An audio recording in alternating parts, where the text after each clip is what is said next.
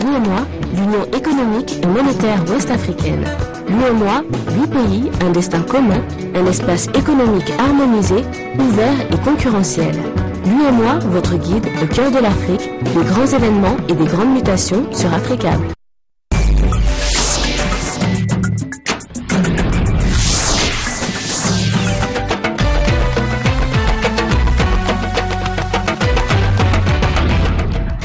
Merci à vous qui nous suivez sur Africable Télévision. Bienvenue dans Afrique Soir. Voici les titres de ce journal. Nouveau succès pour l'opération Serval au Mali. Les soldats français sont à Kidal, 48 heures après Gao et Tombouctou. Kidal, c'est le 3e grand bastion des groupes armés islamistes qui tombe.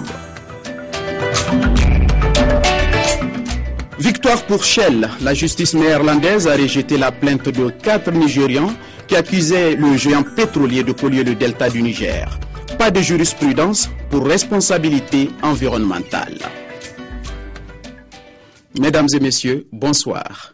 Au Mali, les forces françaises avancent très vite. 48 heures seulement après avoir repris Gao et Tombouctou, les soldats engagés dans l'opération Serval sont désormais à Kidal. Kidal, c'est le 3e grand bastion des groupes armés islamistes du Nord Mali. Sur cette carte satellite, l'aéroport de Kidal est à peine visible car sa piste d'atterrissage est située en plein désert à 1500 km de Bamako, la capitale. Aucune image ne nous parvient pour l'instant, mais l'armée française le confirme. Ses soldats y ont pris position. D'après une source malienne, plusieurs hélicoptères et au moins 4 avions se sont posés hier en fin d'après-midi. Selon nos informations, les forces spéciales françaises étaient accompagnées de plusieurs éléments de l'armée tchadienne, filmés ici il y a quelques jours. Kidal, la dernière grande commune du nord du Mali avant la frontière algérienne, était le fief d'Ansardine, l'un des principaux groupes armés de la région. Kidal, après Gao et Tombouctou. En moins d'une semaine, ces villes qui depuis 9 mois étaient livrées aux mains des islamistes ont été reprises une à une. Mais est-ce à dire que la guerre contre les terroristes est gagnée? Non, selon ce spécialiste. Comme en Afghanistan, après 2001, on l'a vu, les groupes mettent un certain temps à reconstituer à la fois leurs forces humaines, à reconstituer leur stock en armement, en munitions, et ensuite ils reviennent sous une autre forme qui est plutôt insurrectionnelle, plutôt terroriste, avec des attaques par-ci par-là. Les principaux chefs des groupes islamistes se seraient réfugiés dans les montagnes, à la lisière entre le Mali et l'Algérie, mais la France l'assure, leurs hommes seraient désorganisés et très atteints. Nous restons toujours au Mali, nous venons de l'apprendre. Suite à la libération de Gao, le gouverneur de la région a rencontré ce mercredi à Gao même les chefs de quartier et les notables de la ville. Au cours de la réunion, le gouverneur a sollicité l'aide de tous pour accompagner les forces françaises et maliennes dans leur mission. Il a également rassuré la population quant à un retour rapide de l'administration dans la région. Ces informations nous sont rapportées par notre correspondant sur place, Seydou Meiga. Nous poursuivons avec l'actualité. L'Égypte toujours sous pression et Mohamed Morsi confronté à la pure crise depuis son élection à la présidence. Depuis près d'une semaine, les violences ont fait plus de 50 morts, un pouvoir appelé au dialogue par l'opposition alors que plane la menace d'une intervention par l'armée. C'était il y a 2 jours. Mohamed El Baradei et les autres leaders de l'opposition égyptienne décidaient de ne pas dialoguer avec le président Morsi. 48 heures plus tard, les mêmes appellent à une réunion d'urgence. Pourquoi? D'abord, l'urgence est sous leurs yeux. Des combats de rue à travers le pays, le Caire, Port Saïd, Suez, Ismaïlia. Force de l'ordre contre manifestants réclamant le départ du président Morsi. Bilan, plus de 50 morts en 6 jours. Ces manifestants demande des comptes. Quand le sang coule, le président doit être relevé de ses fonctions et traduit en justice. Nous ne devons pas reproduire la même erreur qu'avec Hosni Moubarak. Nous ne devons pas laisser le jugement au pouvoir judiciaire. Non, il doit y avoir un tribunal révolutionnaire. Le sang, les affrontements et ces paroles ont poussé l'armée à prendre position. Hier, pour la première fois, le pouvoir militaire a mis en garde contre un effondrement de l'État. Le ministre de la Défense estime que la situation risque de devenir hors de contrôle. Les soldats sont dans les rues pour protéger les sites stratégiques.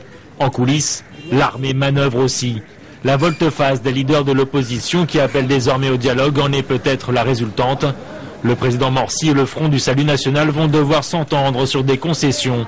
Cette réunion pourrait intervenir dans les tout prochains jours. Le président égyptien est actuellement à Berlin. Il a réitéré son appel au dialogue.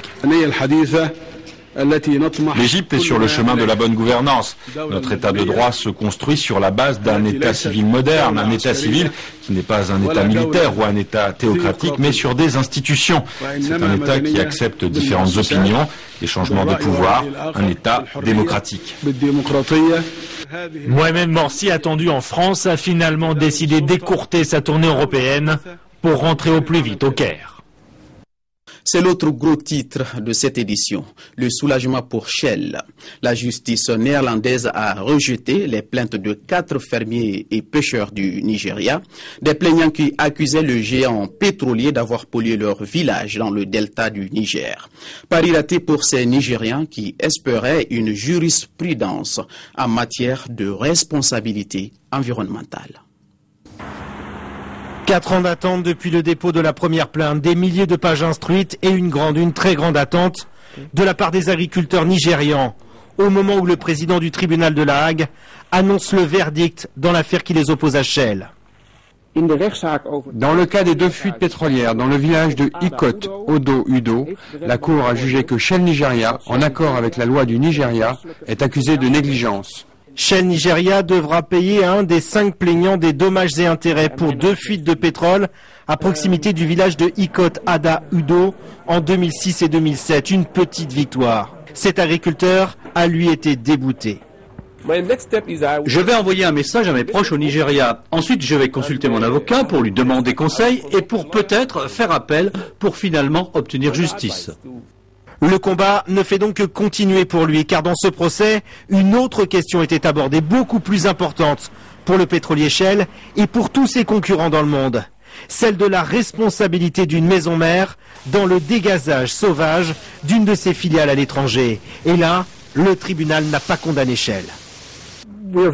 Il est clair que la maison mère, Shell, aussi bien que l'entreprise locale, n'ont pas directement été considérés responsables.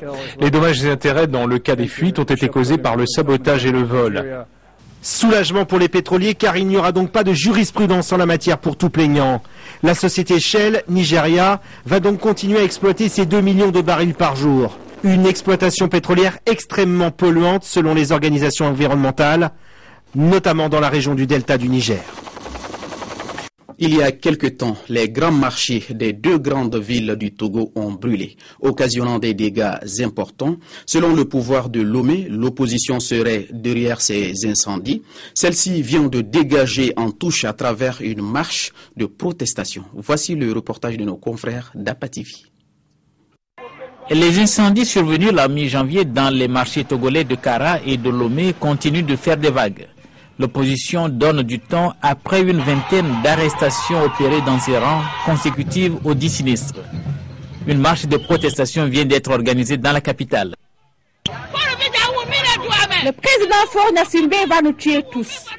En plus, il emprisonne nos enfants et nos maris. Au secours, on nous tue, on nous tue.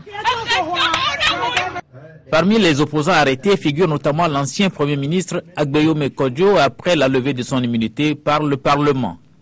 Selon les ministres de la Sécurité, de lourds soupçons pèsent sur les membres de l'opposition. Ces derniers dégagent en touche. Ça rappelle tristement la période du RPT triomphant où des montages minables étaient présentés à la télé. J'en ai été victime une dizaine de fois. Mais bon. Et donc, ça n'est jamais, c'est toujours sans tête ni queue. Et donc, de toute façon, là maintenant, nous allons affronter la situation. La mi-janvier, de graves incendies ont consumé les 2 grands marchés de Lomé et de Kara. Les dégâts sont estimés à plusieurs milliards de francs CFA. L'actualité sur un tout autre plan, une vingtaine de recteurs et présidents d'universités francophones d'Afrique de l'Ouest sont à Dakar pour prendre part à un colloque international organisé sous l'égide du réseau pour l'enseignement supérieur en Afrique de l'Ouest.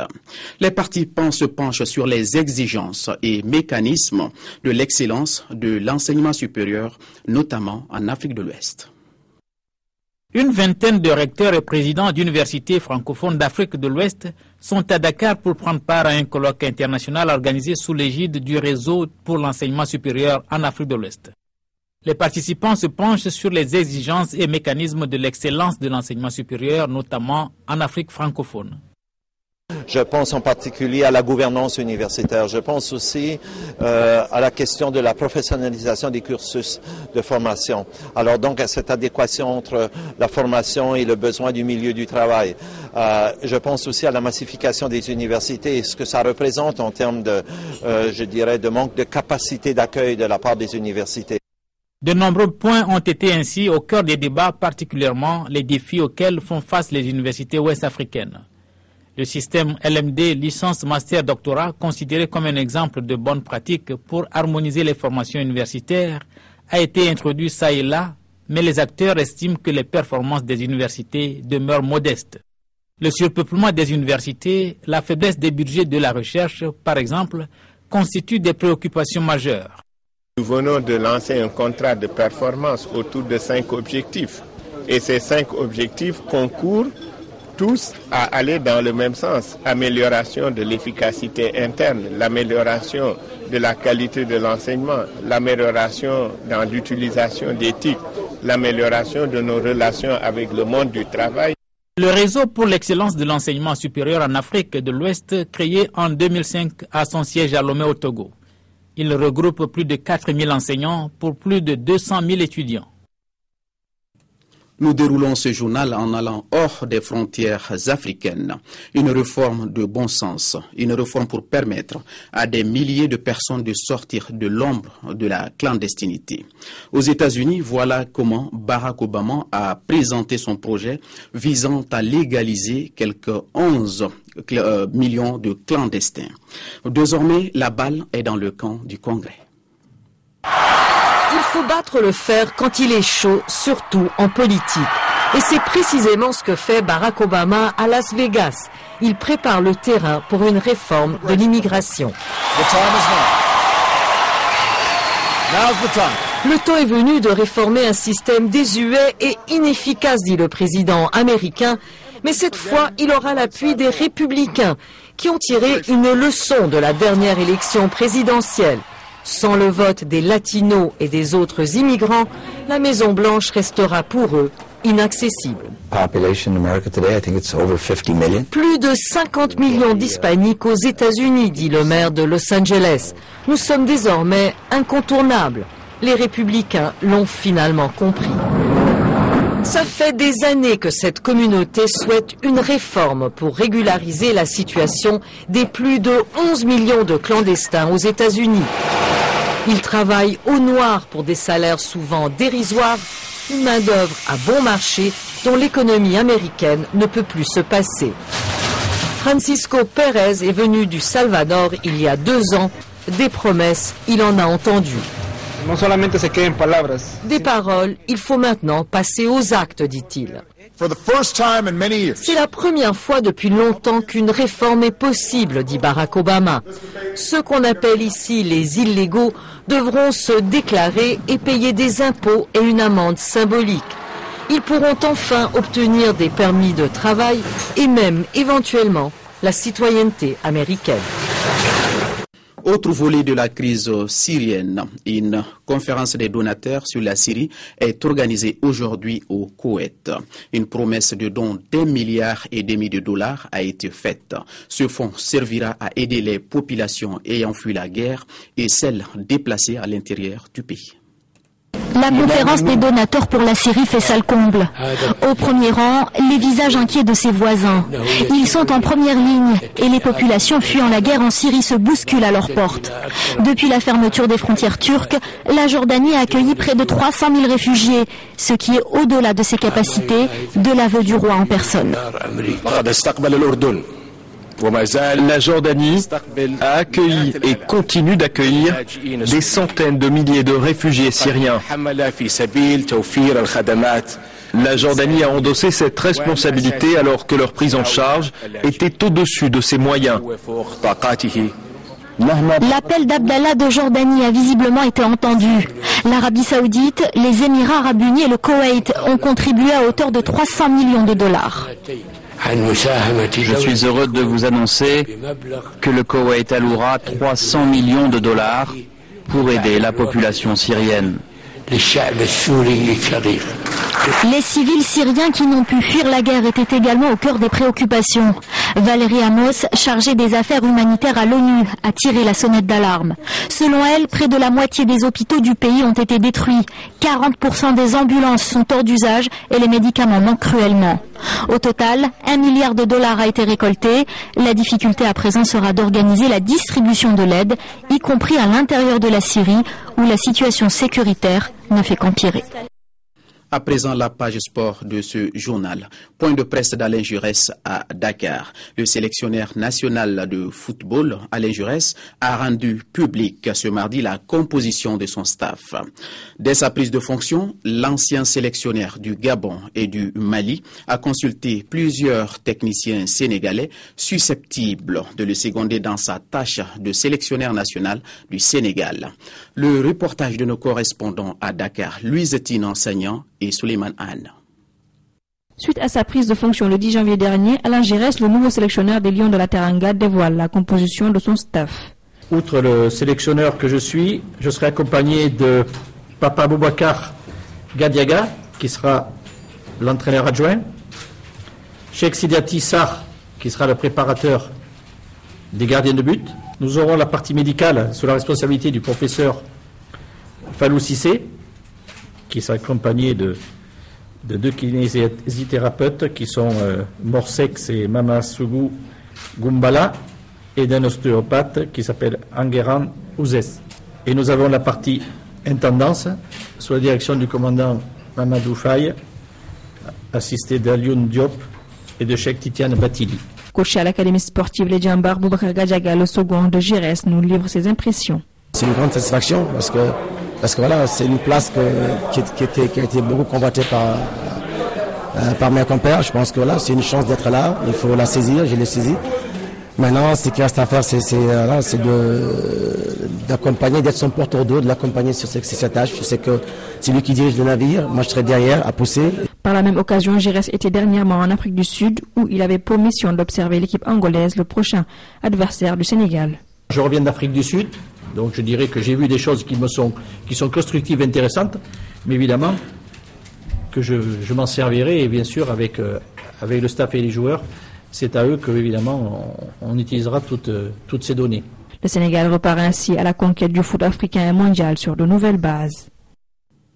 Sport toujours avec la CAN 2013 pour le compte de la troisième journée du groupe D de la Coupe d'Afrique des Nations. Les Fennecs d'Algérie, déjà éliminés après leurs 2 revers dans la compétition, se mesuraient aux éléphants de la Côte d'Ivoire pour sauver l'honneur.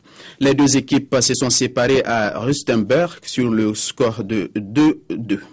Les éléphants premiers de la poule affronteront dimanche les Super Eagles du Nigeria au compte des demi-finales. Dans l'autre affiche de la soirée, le Togo et la Tunisie se sont quittés sur le score d'1 but partout. Un résultat qui qualifie les éperviers pour les quarts de finale de la 29e CAN Orange. À 21h30, vous aurez tous les détails sur ces 2 matchs avec Yacouba Dansogo dans l'émission « Ça se passe en Afrique du Sud ». Ce journal est terminé. Merci à vous de l'avoir suivi et surtout, merci de votre fidélité à Africable Télévision. Restez avec nous, les programmes continuent.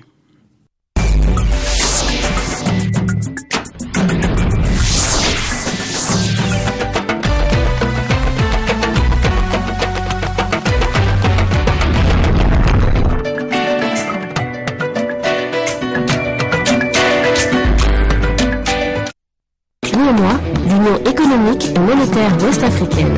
L'UEMOA, 8 pays, un destin commun, un espace économique harmonisé, ouvert et concurrentiel.